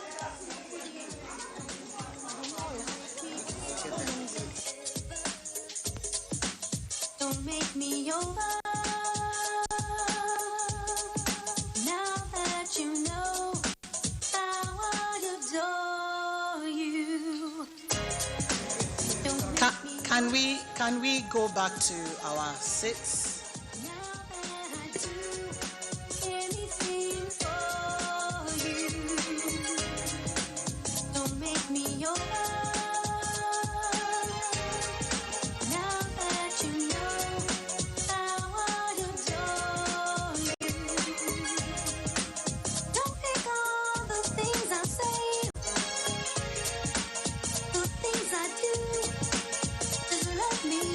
Your Excellencies, highly esteemed participants,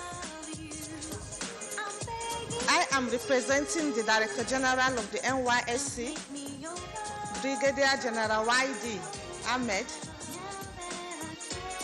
He has asked me to represent him, and I have his remarks here to read. Thank you.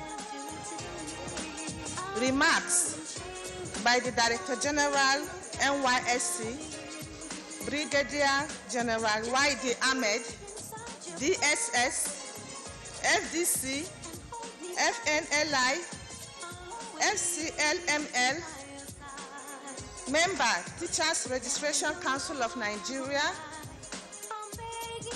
MENAC, PhD, at the International Conference on the Girl Child Education Volunteers Advocates, held in the Banquet Hall, Presidential Villa, Abuja on Friday, 11th October 2024.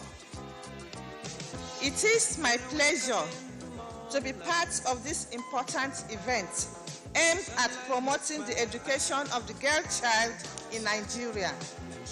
Let me begin by commending the organizers of this initiative. I also thank you for giving me the opportunity to contribute to this discourse, which is germane to our national development. Your Excellencies, distinguished ladies and gentlemen, there is no gainsaying the fact that education is a fundamental human right as well as a key instrument of empowerment and development. It is the key to unlocking the full potentials of every individual, irrespective of gender. However, it is a known fact that many girls around the world, including our own country, face barriers to accessing education. For instance, a 2022 UNICEF report indicated the 7.6 million girls were out of school in Nigeria. This is indeed a matter of serious concern. We must provide the girl child with the same educational opportunities as boys, among other steps.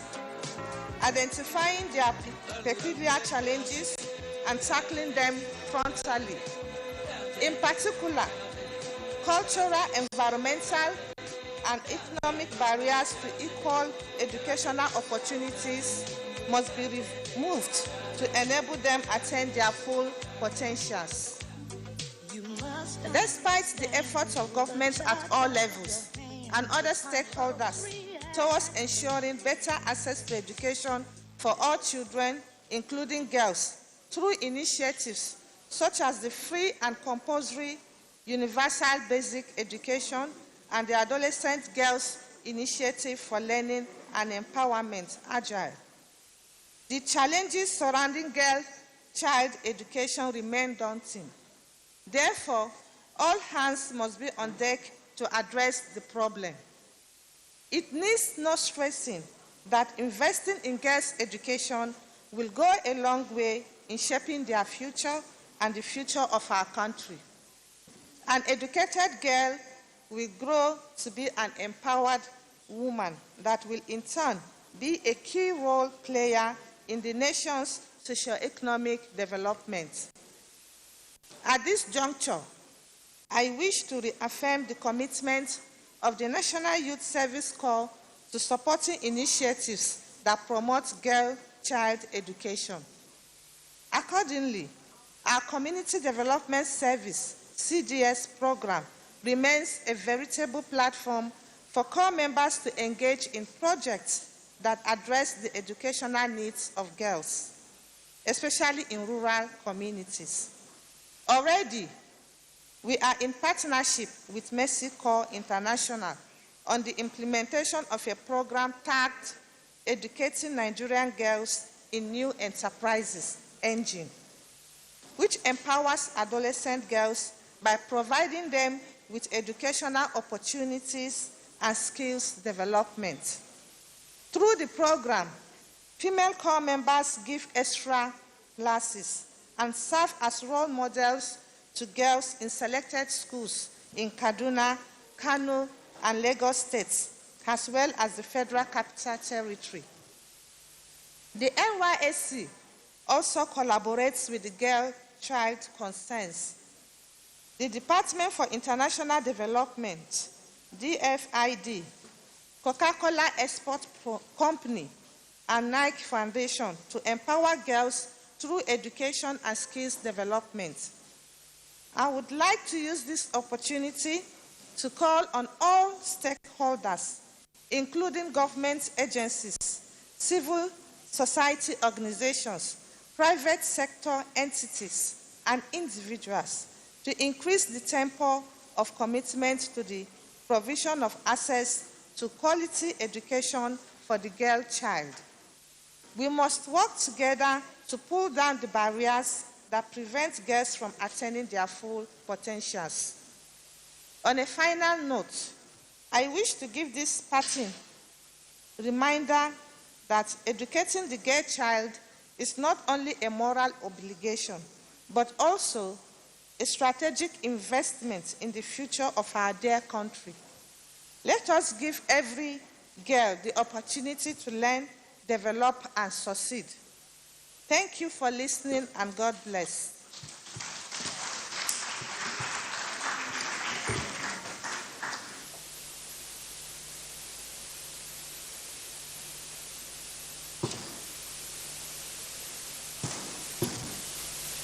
Thank you very much, Brigadier General Yusha Dogara Ahmed, Director General, National Youth Service Corps. Thank you very much, Madam. At this point in time, I would like to call on His Excellency Abdulrahman Abdul Razak, Executive Governor of Kwara State and the Chairman, Nigeria Governors Forum, who is ably represented by the Director General, Nigeria Governors Forum, Alhaji Abdul Latif Shitu. Please put your, they are the ones, oh, he's the one, they brought us here, oh. They brought us here, they are doing this for Nigerian girl child, oh. Thank you very much, sir. At this point, we want to also unveil the Education Expenditure and Institutional Review, EEIR report for the state on the Girl Child Education Funding Declaration. So you give us your short remarks and then you unveil that. When he's about to unveil, every commissioner of education in every state of Nigeria, we would like you to come here and do this with him. Thank you very much, sir. Thank you. Yes, sir.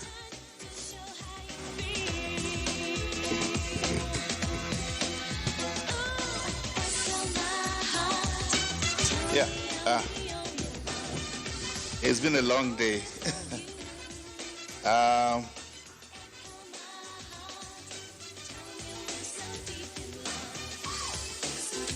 I'd like to again thank all the participants who are here and all the distinguished guests who are present here. I'd like to recognize the Mandate Secretary, somebody whom I've known for a long time, and she has a lot of passion and energy on issues relating to women, gender, and I'm not surprised also issues relating to the girl child. let me just, because today is Friday and we're running out of time, I mean, for a number of us who want to go for prayer sessions. Let me use this opportunity to thank our esteemed guests and participants for finding time to actively participate at this international conference on girl-child education in Nigeria, aimed at addressing challenges in the educational sector through the Education Community of Practice framework led by the Nigerian Governors Forum and partners. Presentations on addressing Nigerian educational challenges using the DOTS strategy framework, quality education through evidence-based data gathering and generation, roles of subnational governments in Nigeria, and education financing and intervention in Nigeria, resetting the dynamics through review of the UB Act 2004, among others, were presented for stakeholders' engagement to address the challenges in the education sector in the country. We also had a robust engagement on girl-child education intervention strategies, national and subnational partnership for quality and inclusive skills development in the states. The Nigerian Governors Forum will work with the Federal Minister of Education, development partners, civil society to implement the education roadmap of the federal government to address equity and equality challenges in the school system in the states. We are hopeful that this will address quality and inclusive skills development through national and subnational partnership. Today we have had the excellent intervention by development partners in the education sector in Nigeria. I thank Her Excellency Senator Oluremi Tinubu, who for some reason cannot be here today. And then, and the, again, First Lady of Kwara State and the Minister for Minister for Women Affairs, who have, graced the occasion. The unveiling of the Girl Education Ambassadors today is pivotal in our collective drive to address issues of access to education and learning poverty of our children. Through their collective efforts and in partnership with the Gender Desk officers of the National Youth Service Corps, NGL will engage over 774,000 girl child education volunteers advocates across the 774 local government areas annually for access and quality education advocacy project. We are in partnership with Federal Minister of Youth through the National Youth Service Corps to establish a girl child education community service group, which will form an integral part of our education community of practice aimed at addressing out-of-school children challenges through primary school enrollment drive, foundational literacy and numeracy, teachers' capacity training, and school support system. We are pleased to present to the public our educational expenditure and institutional review report 2021 to 2022 to 2023 for the states. Our commitment as a forum to education financing, especially our girl child education funding, is unwavering across the states. We declare our readiness to meeting international benchmarks of at least 15% annual budgetary allocation to the education sector. We are committed to having a vision for education community of practice, intervention, framework for enrollment advocacy, funding support and quality education scale up through the provision of infrastructure and infrastructural materials in the school system and ensuring that our kids are in school and learning through experiential and digital literacy, knowledge, and skills acquisition. I thank you once again for your active participation. The outcome of this conference will be implemented by the states to ensure access and inclusive quality education for our children. I wish you all fruitful deliberation and journey mercies as you go. Thank you.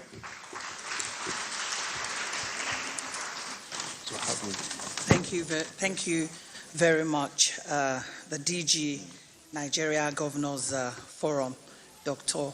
Abdul Latif Shitu, who is representing His Excellency Abdul Rahman Abdul Razak, Executive Governor of Kwara State and Chairman, Nigeria Governors Forum. At this point in time, sir, we need to unveil the EEIR report. If you step down there, we want every Commissioner for Education to join us here.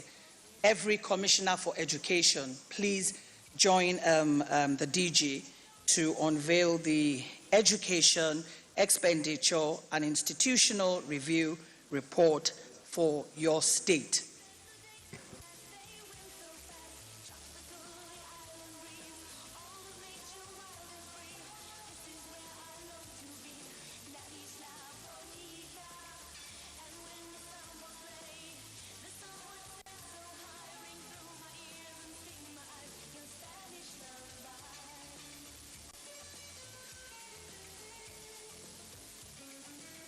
While this is being unveiled, this is just to let you know that immediately after this we will go for lunch. And I don't want you to forget that at 8 p.m. there is also dinner at the exclusive Serene Hotel. I understand that after lunch, every Commissioner of Education, after lunch, you need to come back here for your AGM. You need to come back here after lunch for your AGM. Nigeria is a great nation with our different tribes and our diverse tongues. We will continue to stand, counting our gains, and to commit to build a Nigeria where every girl child has access to quality education. If we can take this away with us, that educated girls make informed choices about their health, about their relationships, about their life. And that is why it is important that we all commit to ensure that every Nigerian girl child around us is educated. I would like to call. Are you done, sir?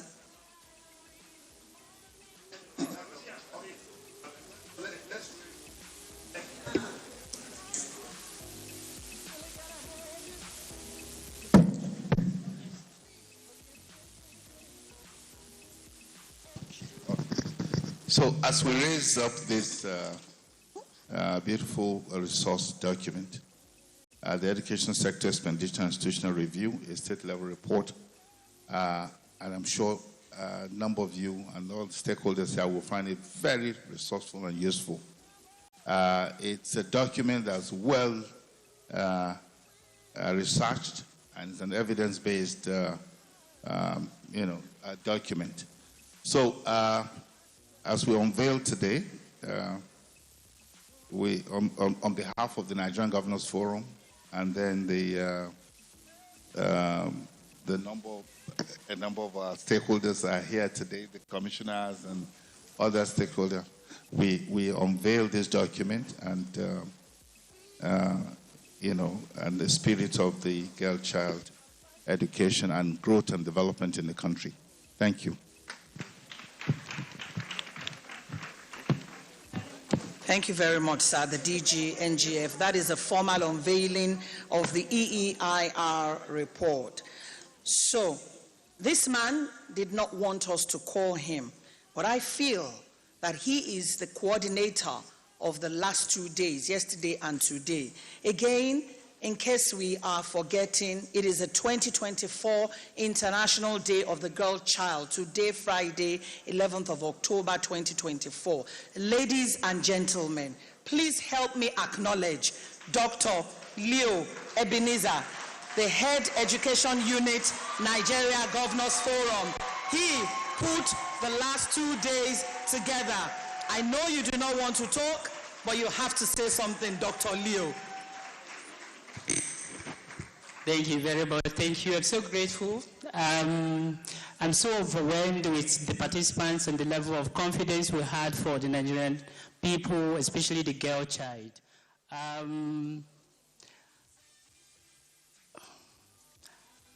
am so passionate about the girl child because my mother, for 11 consecutive times, was looking for a girl and had 11 boys.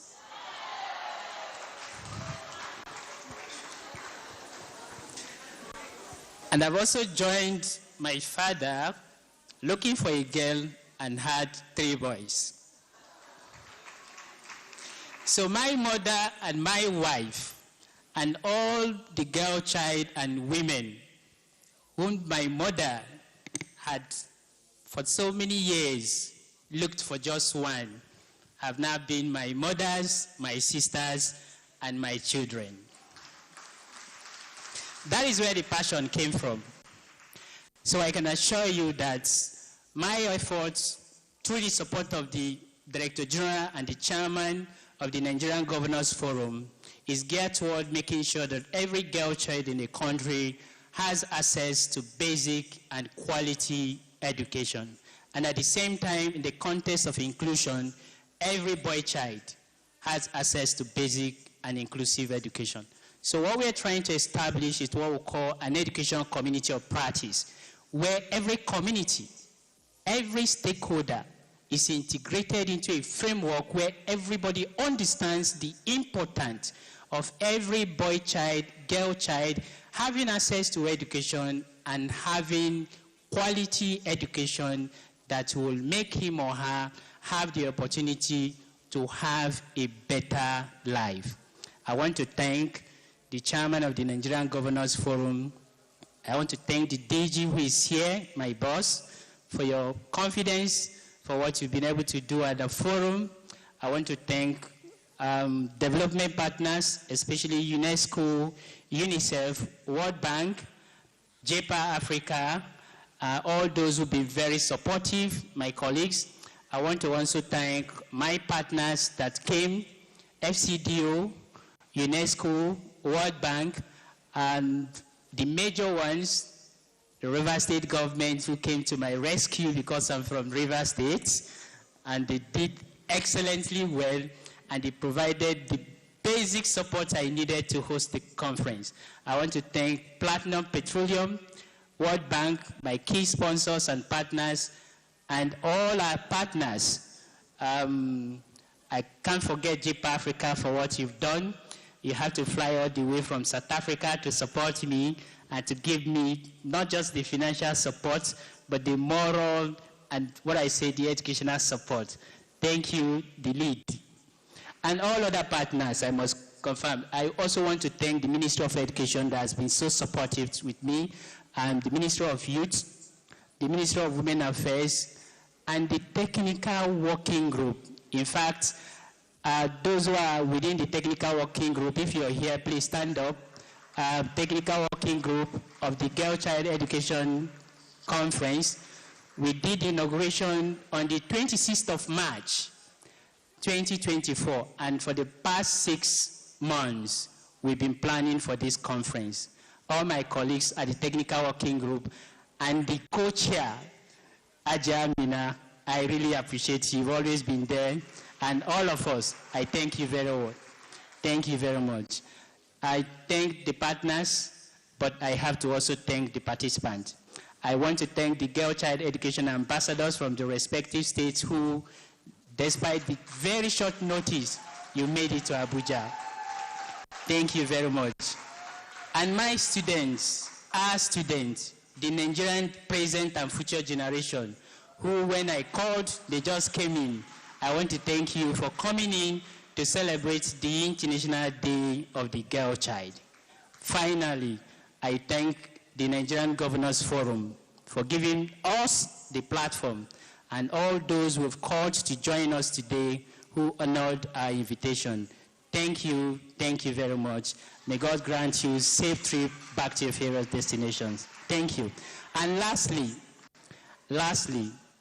I want to thank the Honorable Commissioners of Education in all the states of the Federation, from the chairman of COSEN to all the commissioners who also provided the office the opportunity to host the Secretariat of the States Commissioners of Education in Nigeria, Committee of State Commissioners of Education, and who we've been coordinating and working with the Ministry of Education, development partners to see how our central coordination framework within the NGF to support subnational government is strong, active, and potent to be able to have the needed funds and support to address the challenges of the education sector at the subnational level.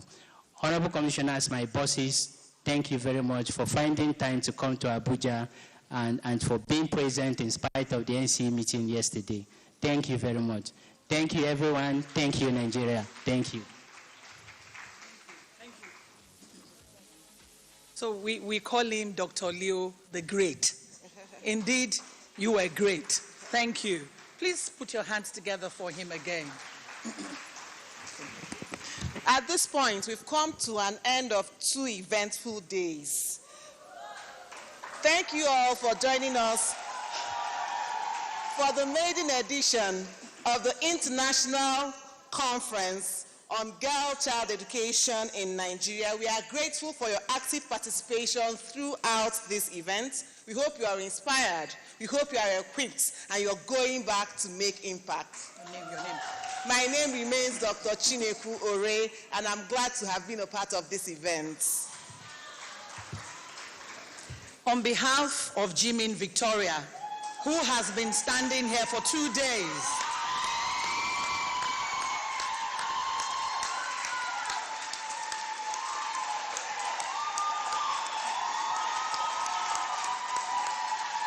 thank you. For me, I want to thank the Nigerian Governors Forum. It's a forum made up of 36 male governors, and they believed in the girl-child education, and that is why we are here today. Sir, please let them know that we are very grateful. And for every he, for she, every man that is seated here and represented here, thank you for taking care of every female in your community, from your wives to your daughters, to your mothers, to your nieces. We thank you for everything you have done. You know, we all have a duty to build a Nigeria where every girl child has access to education. My commitment is that we will use the Women Radio 91.7 FM platform to support anybody that is doing everything for the Nigerian girl child. Hit us up at WFM 917 on all platforms. If you have something positive you're doing to impact, to develop, to educate, to empower, and inspire the Nigerian girl child, we will give you that platform to do what you want to do. I am humbled, I am honored, I am happy to have served you. I remain Tongu Okewale Shonaya, a very proud, unapologetic Nigerian. Thank you, and may God bless Nigeria. Okay.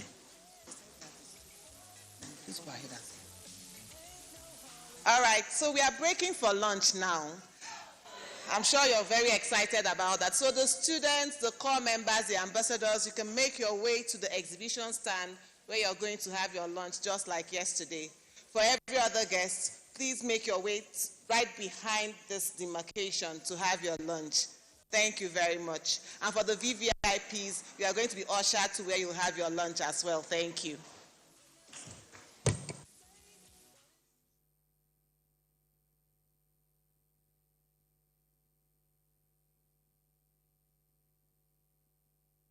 The mosaic of time in the kaleidoscope of life. Time is a masterpiece. A delicate piece when we wait.